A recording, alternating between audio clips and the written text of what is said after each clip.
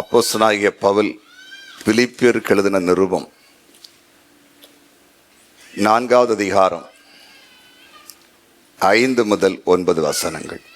உங்கள் சாந்த குணம் எல்லா மனுஷருக்கும் தெரிந்திருப்பதாக கர்த்தர் சமீபமாயிருக்கிறார். நீங்கள் ஒன்றுக்கும் கவலைப்படாமல் எல்லாவற்றையும் குறித்து உங்கள் விண்ணப்பங்களை ஸ்தோத்திரத்தோடு கூடிய ஜெபத்தினாலும் வேண்டுதலினாலும் தேவனுக்கு தெரியப்படுத்துங்கள். அப்பொழுது எல்லா புத்திக்கும் மேலான தேவ சமாதானம் உங்கள் இருதயங்களையும் உங்கள் சிந்தைகளையும் கிறிஸ்து இயேசுக்குள்ளாக காத்துக்கொள்ளும். கடைசியாக சகோதரரை, உண்மை உள்ளவைகள் எவைகளோ, ஒழுக்கம் உள்ளவைகள் எவைகளோ, நீதி உள்ளவைகள் எவைகளோ, கற்புள்ளவைகள் எவைகளோ, அன்புள்ளவைகள் எவைகளோ, நற்கீர்த்தி உள்ளவைகள் எவைகளோ, புண்ணியம் எதுவோ, புகழ் எதுவோ, அவைகளே சிந்தித்து கொண்டிருங்கள். நீங்கள் என்னிடத்தில் கற்றும் அடைந்தும் கேட்டும் கண்டும் இருக்கிறவைகள் எவைகளோ, நீங்கள் என்னிடத்தில் கற்றும் அடைந்தும் கேட்டும் கண்டும் இருக்கிற எவைகளோ அவைகளே செய்யுங்கள். அவைகளையே செய்யுங்கள். அப்பொழுது சமாதானத்தின் தேவன் உங்களோடு இருப்பார். அப்பொழுது சமாதானத்தின் தேவன் உங்களோடு இருப்பார். இன்றைய செய்தியின் தலைப்பு, சமாதானத்தின் தேவன் நம்மோடு இருக்க நாம் என்ன செய்ய வேண்டும்? சமாதானத்தின் தேவன் நம்ம கூட இருப்பதற்கு நாம் என்ன செய்ய வேண்டும்? நமக்கு சமாதானம் என்பது மிகவும் அவசியமானது.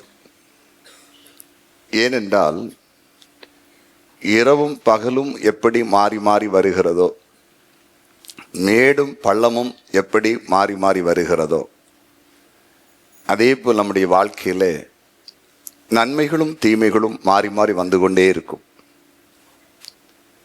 சில போராட்டங்களும் திடீர்னு நம்மை தாக்கிவிடும். நம்ம எவ்வளவுதான் சில காரியங்களை தவிர்த்து ஒதுங்கி நடந்தாலும் பிரச்சனைகளும் போராட்டங்களும் என்பது ஒரு குடும்பத்துக்குள்ளாக இருக்கலாம், அல்லது நம்ம செய்கிற ஒரு பிஸ்னஸில் இருக்கலாம், ஒரு வேலையில் இருக்கலாம், அல்லது பிள்ளைகளுடைய வாழ்வில் இருக்கலாம், அல்லது நம்ம செய்கிற ஒரு ஊழியமானாலும் சரி அதில் இருக்கலாம். போராட்டங்கள் என்பது, பிரச்சனை என்பது எதிர்பாராத விதமாய் கடந்து வந்துவிடும். அந்த நேரங்களில் நமக்கு ஆறுதலும் சமாதானமும் மிக மிக அவசியமானது. அந்த நேரத்தில் நாம் தேற்றப்பட வேண்டும், ஆற்றப்பட வேண்டும், காயங்கள் கட்டப்பட வேண்டும். எல்லா தேர்தலும் ஆறுதலும் கட்டப்படுகிற அனுபவங்களும் காயம் ஆற்றப்படுகிற அனுபவங்களும் உலக மனிதர்களால் செய்துவிட முடியாது. ஒரு அளவுக்கு தான் நமக்கு வருகிற பிரச்சனைகளை நாம் சமாளிப்பதற்கும், அல்லது இனி ஒருவர் நமக்கு உதவி செய்வதற்கும், அல்லது இனி ஒருவர் அல்லது இனி சிலர் நமக்கு ஒத்தாசை பண்ணி நம்மை பூஸ்ட் பண்ணுவதற்கு, நமக்கு என்கரேஜ் பண்ணுவதற்கு, பயப்பட சொல்லவும் முடியும். அது 100% பூர்த்தி செய்ய முடியாது. நம்ம வாழ்க்கையிலே எல்லா நிலையிலும் நமக்கு சமாதானத்தை அருளி நம்மை நடத்துவதற்கு ஆண்டவர் நமக்கு தேவை. அதனால்தான் யோவான் 14:27 இயேசுவே சொன்னார், நான் என்னுடைய சமாதானத்தை உங்களுக்கு வைத்துவிட்டு போகிறேன்னு சொன்னார். என்னுடைய சமாதானத்தை நான் உங்களுக்கு கொடுக்கிறேன்னு சொன்னார். அது உலகம் கொடுக்கிற பிரகாரமாக இருக்காது, அது வித்தியாசமானது என்று சொன்னார். என்னுடைய சமாதானம் என்பது அது ரொம்ப டிஃபரண்ட், ரொம்ப வித்தியாசமானது. ஆண்டவர் கொடுக்கிற அந்த ஆறுதலும் சமாதானமும் அது நம்முடைய ஞானத்துக்கும் புத்திக்கும் நம்முடைய வியூகங்களுக்கு அப்பாற்பட்டதாக இருக்கும். நான் பல இடங்களில் பார்த்திருக்கிறேன். பல நேரங்களில் இந்த குடும்பங்கள் இந்த இடத்திலிருந்து எப்படி தாண்டி வருவார்கள் என்று நான் சிந்தித்த இடங்கள் உண்டு, ஒரு திருச்சபையின் போதகராக அநேக குடும்பங்களை பார்க்கிறதுனால. ஆனால் அந்த குடும்பங்களை தேவன் அந்த இடத்திலே நடத்தி தாங்கி வர வைத்து முன்னிலுமே காட்டிலும் பின்னிலுமே ஆசீர்வதித்து, அதாவது அந்த இழப்பை அல்லது நஷ்டத்தை அல்லது ஒரு பிரிவை அவர்கள் சந்தித்தது அந்த வடு கூட தெரியாமல் அவர்களை மேன்மைப்படுத்தி இருக்கிற இடங்களை நான் பார்த்திருக்கிறேன். அது மனிதனால் அல்ல, தேவனால் மட்டும் அந்த காரியத்தை செய்ய முடியும் என்பதை நீங்கள் தெளிவாக புரிந்து கொள்ள வேண்டும். அதனால் நம்முடைய தேவன் சமாதானத்தின் தேவனாய், சமாதானத்தை கொடுக்கிறவராய் நம்மோடு நம்முடைய குடும்பத்தோடு கண்டிப்பாக அவர் இருக்கணும். அதற்கு இந்த வாசித்த வசனத்திலிருந்து 4 காரியங்களை அடியேன் உங்களுக்கு சுட்டிக்காட்ட விரும்புகிறேன். முதலாவது, அதே பிலிப்பியர் 4வது அதிகாரம் 5வது வசனத்தை மறுபடியும் வாசிக்க கேட்போம். பிலிப்பியர் 4:5 மறுபடியும் வாசிக்க கேட்போம். உங்கள் சாந்த குணம் எல்லா மனுஷருக்கும் தெரிந்திருப்பதாக. உங்கள் சாந்த குணம் எல்லா மனுஷருக்கும் தெரிந்திருப்பதாக. கர்த்தர் சமீபமாயிருக்கிறார். கர்த்தர் சமீபமாய் இருக்கிறார். நம்முடைய சாந்த குணம் எல்லாருக்கும் தெரிந்திருக்க வேண்டுமா? நமக்குள்ளே சாந்த குணம் இருக்கிறது நினைக்கிறோம், அல்லது நான் பொறுமையான ஒரு அமைதியான ஒரு மனிதனாக மனுஷியாகத்தான் வாழுகிறேன் என்று நாம் நினைத்திருக்கலாம். ஆனால் இங்கே வசனம் என்ன சொல்கிறது? அப்போஸ்தலனாகிய பவுல் பிலிப்பியருக்கு எழுதும்போது சொல்றாரு, உங்களுக்கு இருக்கிற சாந்த குணம் என்பது அநேகருக்கு தெரிய வரணும், வெளியில தெரியணும், வெளியே தெரியணும் அப்படின்னு சொல்றாரு. பாருங்களேன், வெளியில தெரிகிறது கொஞ்சம் கஷ்டம். உதாரணமா, இப்ப நம்ம வாழ்க்கையில ஒரு 10 காரியத்துக்கு 2 காரியம் நம்ம கோவப்படுறது, கொஞ்சம் டென்ஷன் ஆகிறது கூட பரவாயில்லன்னு வைக்கலாம். 10க்கு 10 அல்லது 10க்கு 11 நமக்குள்ள பொறுமை இல்லாம, சாந்த குணம் இல்லாம எல்லா இடத்துல நம்ம எதிர்த்து நிற்கிறேன்னா, நம்ம கொஞ்சம் காரியத்தை பரிசோதித்து பார்க்கணும். நம்ம சில நேரங்களில் நாம் நினைக்கிறோம், நம்ம படுகிற அந்த கோபம் அல்லது நம்ம அந்த வருகிற அந்த நமக்கு அந்த எமோஷன், அதாவது கரெக்டாக நம்ம நினைத்து கொள்ளுகிறோம். நல்லா புரிந்து கொள்ளுங்க. இந்த சாந்த குணத்துக்கு தெளிவான ஒரு வெளிப்பாடு பாருங்க. நம்ம அடிக்கடி வாசித்த வசன பகுதி, அதில் ஒரு பகுதியை சுட்டி காட்டுறேன். 8ஆம் புஸ்தகத்தில் 12வது அதிகாரத்திலேயே 12வது அதிகாரத்திலேயே 1 முதல் 4 வசனங்களை வாசிக்கும் போது, 1 முதல் 4, எத்தியோப்பியா தேசத்து ஸ்திரீயை மோசே விவாகம் பண்ணியிருந்தபடினால் மிரியாமும் ஆரோனும் அவன் விவாகம் பண்ணின எத்தியோப்பியா தேசத்து ஸ்திரீ நிமித்தம் அவனுக்கு விரோதமாய் பேசுகிறார். அப்போ கொஞ்சம் கடுமையா பேசுறாங்க. கர்த்தர் மோசே கொண்டு மாத்திரம் பேசினாரோ, எங்களை கொண்டு அவர் பேசினதில்லையோ என்றார்கள். கர்த்தர் அதை கேட்டார். இப்ப பாருங்க, 3வது வசனம், முக்கியமான வசனம். மோசையானவன் பூமியில் உள்ள சகல மனிதரிலும் மிகுந்த சாந்த குணமுள்ளவனாய் இருந்தான். ஏன் இந்த இடத்துல எழுதியிருக்கின்ற வசனம்? ஆரோனும் மிரியாமும் மோசைக்கு விரோதமாய் கோபமாய் பேசுகிறார்கள். மோசே அதுக்கு பதில் பேசவில்லை. தவறாய் பேசுகிறார்கள், விரோதமாய் பேசுகிறார்கள், விமர்சனம் பண்ணி பேசுகிறார்கள். குடும்பம். ஆனா மோசே அமைதியா இருக்கிறாரு. இப்ப சாந்த குணம் என்னன்னு புரியுதில்ல உங்களுக்கு? ஒருவர் வீட்டுக்குள், குடும்பத்துக்குள் நம்மை விமர்சனம் பண்ணும்போது, தேவையில்லாத வார்த்தைகளை சொல்லி நம்மை ஏதோ சுட்டி காட்டும் போது நாம் பொறுத்து இருக்கிறேன்ல, இதான் சாந்த குணம்.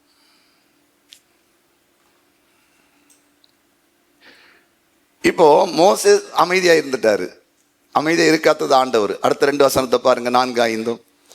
சடுதியிலே கர்த்தர் மோசையும் ஆரோனையும் மிரியாமையும் நோக்கி அவர் பார்த்துட்டு இருக்கிறார். ஆண்டவர் அவருடைய கண் எல்லாத்தையும் பார்க்கும். நீங்கள் 3 பேர் ஆசரிப்பு கூடாரத்துக்கு புறப்பட்டு வாருங்கள் என்றார். 3 பேரும் போனார்கள். 3 பேரையும் விழிச்சு கூப்பிட்டுட்டு அடுத்த வசனத்துல பாருங்க, 5வது வசனத்துல, கர்த்தர் மேகத்தூணில் இறங்கி கூடார வாசலிலே நின்று ஆரோனையும் மிரியாமையும் கூப்பிட்டால் அவர்கள் இருவரும் போனார்கள். திட்டுறதுக்கு கூப்பிடியாரு. மோசே அங்க நிறுத்தினார். நீ அங்க நில்லுடே, உனக்கு இப்ப பேச போற, நீ பேச மாட்டேன் எனக்கு தெரியும். ஒரு காலத்துல 2 பேர் சண்டை போடும்போது போய் ஒருத்தனை வெட்டினேன், அன்னைக்கு அது அந்த காலம். இப்ப அப்படி இல்லை. நான் உன்னை என்கவுண்டர் பண்ண பிறகு, சந்திச்ச பிறகு, முச்செடியில நான் உனக்கு தரிசனமான பிறகு, என் சித்தத்தை நீ அறிய ஆரம்பிச்ச பிறகு, என் குரலை கேட்ட ரொம்ப ஆளு சாப்பிட் ஆயிட்டேன். அதனால உனக்கு வேண்டி நான் பேசுறேன், நீ பார்த்துட்டு நான் என்ன பேச போறேன். இங்க 2 பேரையும் கூட்டு வச்சு மிரட்டுறாரு ஆண்டவர். மிரட்டிட்டு ஒரு அடியும் கொடுத்துட்டு போறார். காரணம் மோசையுடைய சாந்த குணம். அதுதான் இங்க பவுல் சொல்றாரு, உங்க சாந்த குணம் மற்றவங்களுக்கு தெரியட்டும், மற்றவங்க சொல்லட்டும், இவங்க பொறுமையா இருக்கிற ஆளு, அமைதியா இருக்கிற ஆளு, அமைதியா பேசுற ஆளு. புரிஞ்சுதா?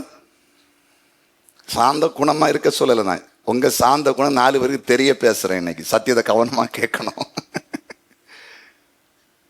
4 பேர் உங்களை பத்தி சாட்சி கொடுக்கணும். நான் தலையில குட்டினாலும் பாட்டி அமைதியா இருக்கும். சிலர் நம்மளை கோபப்படுத்துவாங்க பாருங்க. நம்முடைய ஜென்ம சுபாவத்தை வெளியே கொண்டு வருவதற்கு பிரஷர் கொடுப்பாங்க. அப்படி அழுத்துவாங்க. நம்ம வெடிச்சிடக்கூடாது, கவனமா இருக்கணும். அழுத்துவாங்க, நீங்க நினைக்கிற மாதிரி கிடையாது. நம்ம அப்படி அமைதியா இருப்போம். கடைசியில அப்படி நம்ம சீரையோர சிங்க மாதிரி எலும்ப வச்சு நம்மளை கெடுத்துருவாங்க. அமைதி அதுவரை இருந்துட்டு கடைசியில இவனை இப்படி செய்தான், இவளை இப்படி செய்தான் ஆக்கிடுவாங்க. அதுக்கு அந்த சூழ்நிலை அப்படி அழுத்தும், சாத்தான் அழுத்தும் ஆட்களை வச்சு. அதுல நம்ம பொறுக்கிறோம் பாத்தீங்களா, அதுல நம்ம அமைதியா இருக்கிறோம் பாத்தீங்களா. இதுதான் சாந்த குணம். இந்த பேரை நீங்க வாங்கணும். கொஞ்சம் கஷ்டம் தானே, இது ஈஸியா கிடையாது, ஈஸியானது கிடையாது. ஆனா ஒண்ணு, இதுல நீங்க ஜெயிச்சீங்கன்னா கர்த்தர் கூப்பிடுவார், இங்க வா டே, இங்க வா மவளை, இங்க வா, என் பிள்ளை எவ்வளவு கண்ணீர் அடிச்சிட்டு இருக்குது, ஒரு வாய் கூட திறக்கல, இனி நான் உண்ட பேசுறேன் வா. நம்ம கண்ணு முன்னாலே பேசுவார், தட்டுவார், அடிப்பார், குட்டுவார். இப்ப புரிஞ்சுதா? ஆண்டவர் இயேசு கிறிஸ்து சிலுவையிலே அடிக்கப்படுகிறார், குற்றுயிராக்கப்படுகிறார். அவர் சிலுவையில வச்சு அடிக்கிறாங்க. அதுல ஒரு பிரேயர் பண்றாரு பிதாவை நோக்கி, பிதாவே இவர்கள் செய்வது இன்னதென்று அறியாமல் செய்கிறார்கள், இவர்களை மன்னியும். தான் சகிச்சு வேதனை சகிச்சுட்டு பிதாவிட்டு அவங்களுக்காக மன்னிப்பு கேட்கிறார். இயேசு 53 மயிர் கத்தரிக்கிறவனுக்கு முன்பாக நிற்கிற ஆட்டை போல வாய் திறவாமல் இருந்தார். அதனாலதான் மத்தேயு 11:29 நான் சாந்தமும் மனத்தாழ்மையாய் இருக்கிறேன், என்னிடத்தில் வந்து கற்றுக்கொள்ளுங்கள்னு சொல்லி இருக்கிறார். மத்தேயு 11:29 வாசித்து பாருங்க. நம்ம சகித்தால், பொறுத்தால், அதுதான் சாந்த குணம். அது வெளிப்படட்டும் உங்க வாழ்க்கையில.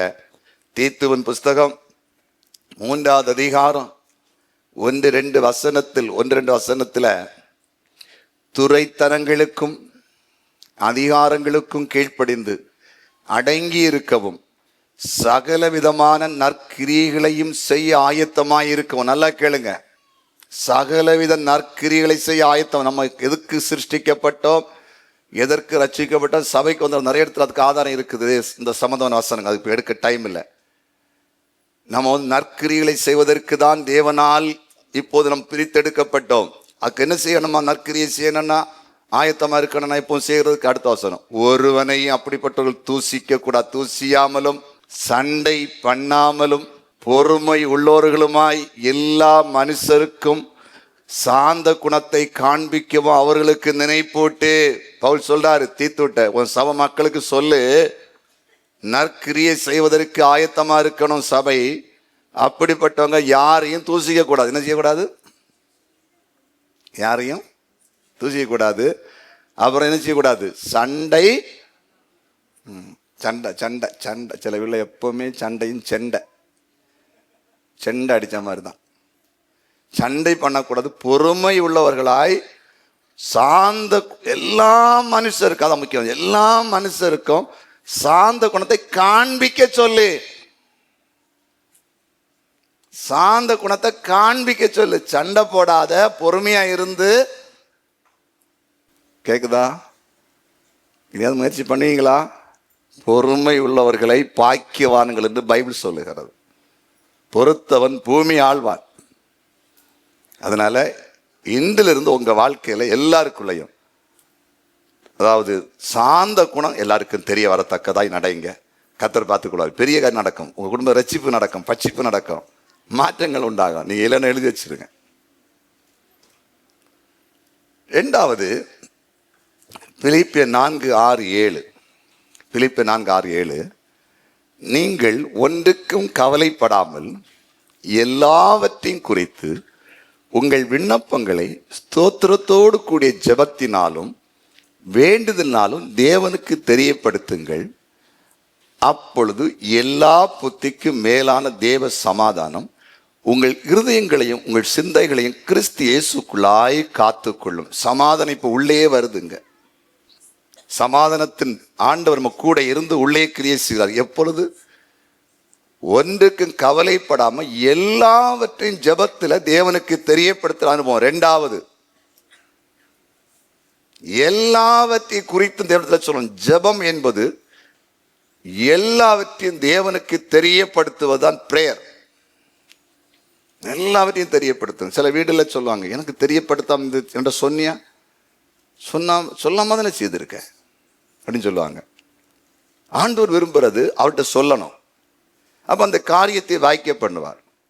ஒரு லேண்டு தேவைப்படுதா, ஒரு வீடு தேவைப்படுதா, ஒரு ஆபீஸ் தேவைப்படுதா, பிள்ளைகள் ஒரு திருமண காரியம் நடக்கணுமா, அல்லது ஒரு வழக்கு வந்துச்சால் ஒரு விடுதலை வேணுமா, ஒரு பிரச்சனை வந்துச்சால் நெருக்கம் மாறணுமா, அதுக்காக இடைவிடாமல் ஆண்டவரிடத்துல சொல்லி கொண்டிருக்கும்போது சமாதானம் வரும், அந்த காரியம் வாய்க்கும். ஜெபம் என்பதை நீங்கள் விளையாட்டுத்தனமா எடுக்காதீங்க. அது ஜீவனுள்ள தேவனிடத்தில் நாம் பேசுவது. ஜெபம் என்பது உயர்ந்த அதிகாரத்தில் இருக்கிற ஒருவரிடத்தில் ஒன்றுமே இல்லாத இருக்கிற ஒரு ஆள் உரிமைக்காக போய் சொல்வதற்கு சமமானது. ஒரு ஏழை போய் ஒரு நியாயாதிபதி இடத்தில் போய் நிற்பதை போல, ஒரு ஏழை போய் ஒரு கலெக்டர் இடத்துல போய் நின்று ஒரு மனு கொடுப்பதை போல, எனக்கு நியாயம் கிடைக்கலையா, நியாயம் செய்யுங்க என்று சொல்லி கேட்பதை போல தான் ஜெபம் என்பது. இந்த உலகத்தில் சர்வ வல்லமையுள்ள, உலகத்தை படைத்து ஆளுகை செய்கிற அந்த ஆண்டவரிடத்தில் நம்முடைய காரியங்களை கொண்டு போவது. ஏன் கொண்டு போகிறோம்? அவரால் அதற்கு பரிகாரம் செய்ய முடியும். அதனால்தான் உலகத்தில் இருக்கிற எல்லாருமே அவரை நோக்கி பார்க்கிறார்கள். கடல் இருக்கிற திமிங்கலம் கூட அவரை நோக்கி பார்க்குதான், பசிக்கு, ஆகாரத்துக்கு.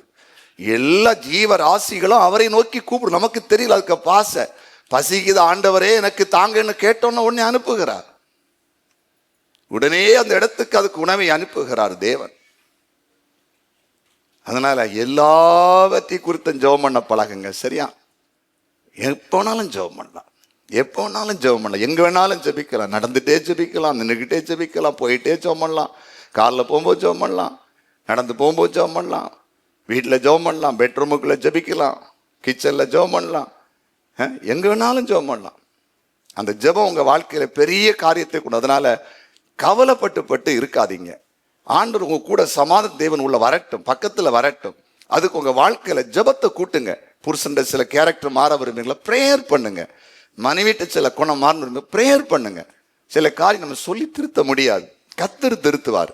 அவர் அந்த மாற்றம் வரல. பிள்ளைகள் வாழ்க்கையில சில காரியத்தை எதிர்பார்க்குறீங்க, பிள்ளைங்க சேஞ்ச் ஆகல, மாறல, இனி வாக்குவாதம் பண்ண பிரச்சனை, வீட்டுல குழப்பம், சமாதானம் கெட்டுறோம். அதனால அதை சொல்லி திருத்த முடியாது. ஏசப்பட்ட கொண்டு போங்க, அதை விண்ணப்பம் பண்ணுங்க, அதை சொல்லுங்க. பரலோக அரசாங்கம் அதற்கு நடவடிக்கை எடுத்து மாற்றத்தை கொண்டு வரும். ஒரு அலையில சொல்லுங்க, அல்லேலூயா. மூன்றாவது, பிலிப்பியர் 4வது அதிகாரம் 8வது வசனம். தம்பி வாசி, பிலிப்பியர் 4:8 வாசிக்கலாம். கடைசியாக சகோதரரே, உண்மையுள்ளவைகள் எவைகளோ, உண்மை உள்ளவைகள் எவைகளோ, ஒழுக்கமுள்ளவைகள்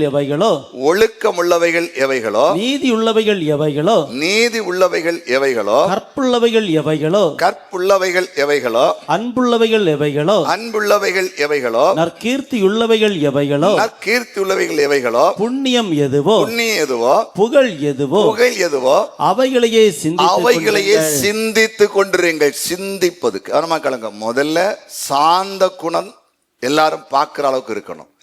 ரெண்டாவது, எல்லாவற்றுக்கும் பிரேயர் பண்றவங்களா இருக்கணும், சமாதான தேவன் கூட இருக்கு. மூன்றாவது, சிந்தனை என்பது முக்கியமான. என்ன சிந்திக்கணுமா? உண்மை உள்ளவைகள் எவைகளோ. நம்ம எதை சிந்திப்போம்? பொய்யானவைகள் எவைகளோ. நிறைய மைண்டா தான் பண்ணோம். இதை எப்படி ஏமாத்தலாம்?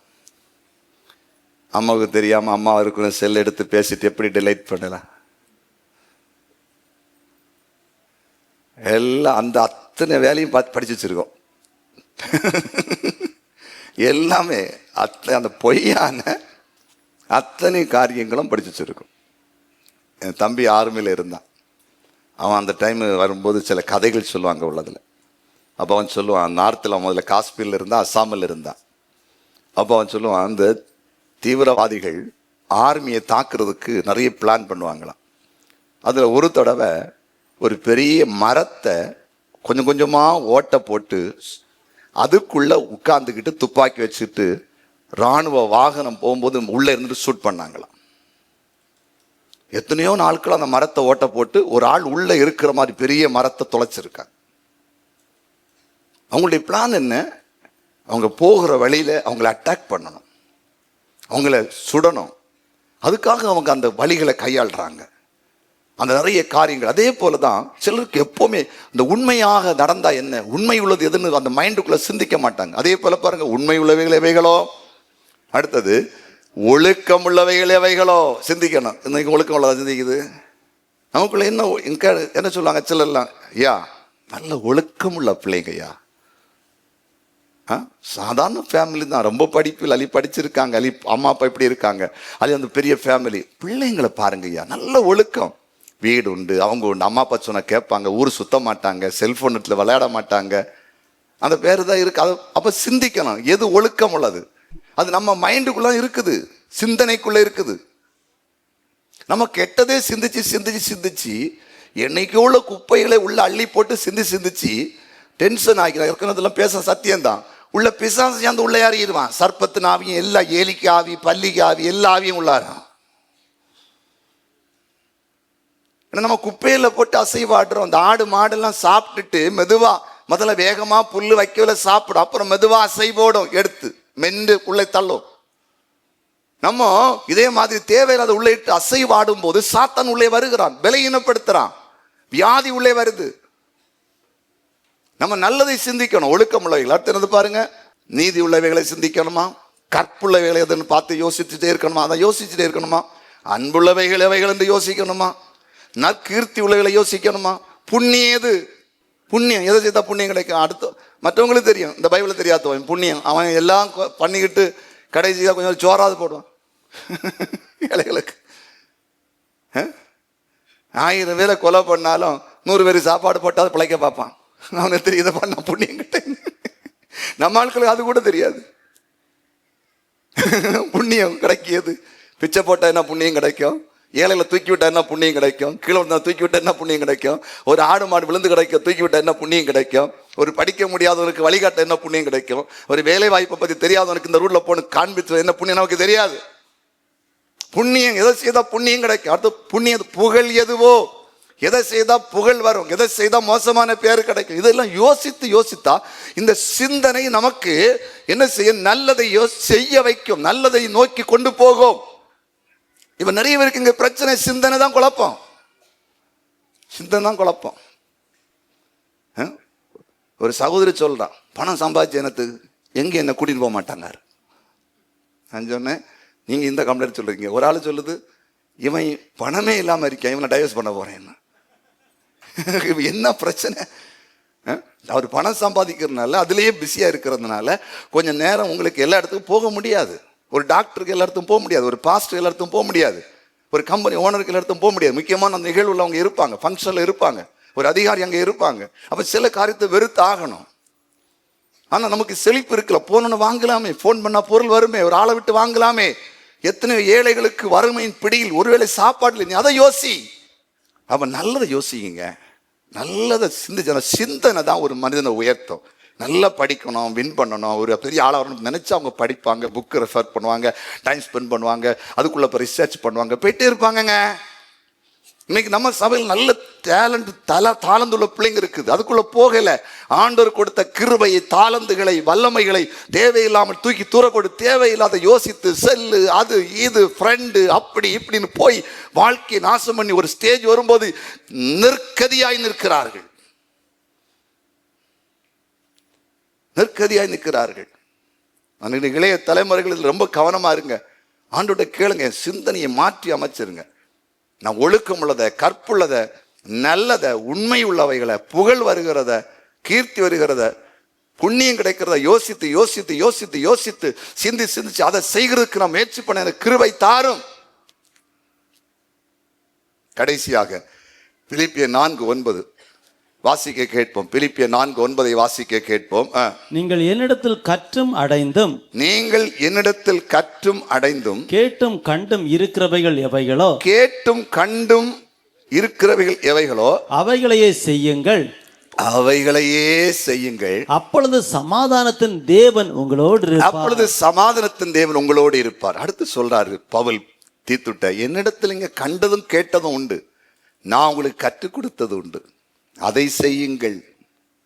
சபையிலே நீங்கள் கற்றுக்கொண்ட நல்ல காரியத்தை செய்யுங்கள். நீங்கள் சபையிலே கண்ட நல்ல காரியத்தை செய்யுங்கள். வெளிப்படுத்தல் 1 அதிகாரத்தில் இருக்கிறது. இந்த வேத புஸ்தகத்தில் உள்ள வேதத்தில் இந்த தீர்க்க தரிசன புஸ்தகத்தில் உள்ள வசனங்களை வாசிக்கிறவனும் அதை கேட்கிறவனும் அதன்படி செய்கிறவனும் தான் பாக்கியவான். ஒரு தொழில் படிக்கிறது இல்லை, அதை செய்யணும். ஒரு கை தொழில் படிக்கிறோம், ஆனால் செய்கிறோமா? ஒரு டிரைவிங் படிக்கிறோம், வண்டி ஓட்டி படிக்கிறோம், ஓட்டுறோமா? முழுகத்திய செய்ய போயிடுவோம், கேக்கு செய்ய போயிடுவோம், எல்லாம் செய்து ஒரு 3 நாள் தான். அப்புறம் எல்லாம் போட்டு 3 நாளையில் அங்கே பண்ணுற பண்ணக்கத்தை கண்டு எல்லாரும் பயந்துடுது. அப்புறம் ஒன்றும் இருக்காது. கம்ப்யூட்டரில் போய் அந்த டேட்டா போடு, அது போடு, கேட்டால் புக்கிந்துக்கின்னு போகிறது. கம்ப்யூட்டர் நான் கம்ப்யூட்டர் படித்த போகிறேன். இங்கே வந்து ஒன்றும் தெரியாது, ஒரு டேட்டா போடவும் தெரியாது. ஏன்னா படித்ததை செய்யணும், இல்லை செய்யணுமே, செய்யணுமே.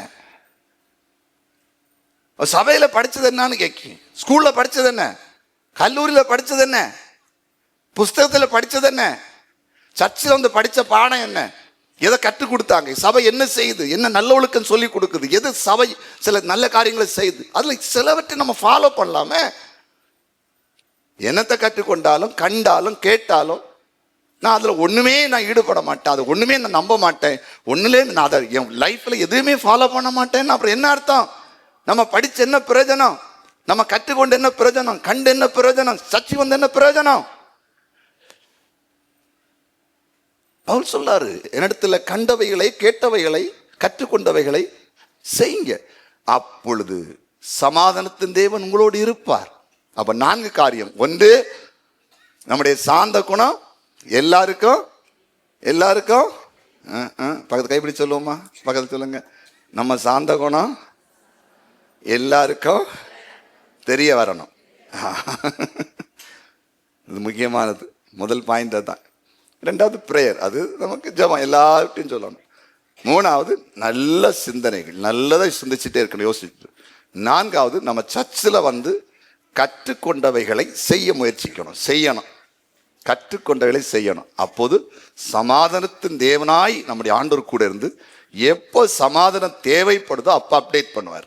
எப்போ நமக்கு பிரச்சனை, நெருக்கம், கைவிடப்பட்ட நிலைமை எது வருதோ அந்த நேரத்தில் அவர் இருந்து, மகனே மகளே பயப்படாத, நான் உன் கூட இருக்கிறேன், நான் உன்னை நடத்துவேன், இந்த இடத்தை தாண்டி வர வைப்பேன், உன்னை கையை பிடிச்சு நடத்துவேன் அப்படின்னு கர்த்தர் நடத்துகிற பாதையை அந்த நேரத்தில், இழப்பு நேரம், நிந்தனை நேரம், அவமானத்து நேரம், மற்ற கைவிடப்பட்ட நேரத்தில் நீங்க பார்ப்பீங்க. எழுப்பி நிற்போமா? எல்லாரும் கண்களை மூடி, ஆண்டவரே நீர் பேசின வார்த்தைகளுக்காக உமக்கு நன்றி என்று சொல்லுங்க. நீர் சமாதானத்தின் தேவனா எங்களோடு கூட இருக்கணும்னு ஆசைப்பட்ட கேளுங்க. அவர் நிச்சயமாய் இருப்பார். நம்ம ஆண்டவர் நம்ம கூட இருக்கிறத காட்டிலும் நமக்கு என்ன பெரிய பலன், பாக்கி என்ன இருக்குங்க? இந்த உலகத்துல கணவன் நம்ம கூட இருந்தாலும், மனைவி நம்ம கூட இருந்தாலும், பிள்ளைகள் இருந்தாலும், அதை காட்டிலும் மேலானது நம்மை படைத்த தெய்வம், நமக்காய் சிலுவையிலே பாடுகளை ஏற்றுக்கொண்ட ஆண்டவர் நம்ம கூட இருப்பது ஒரு பெரிய பாக்கியம்.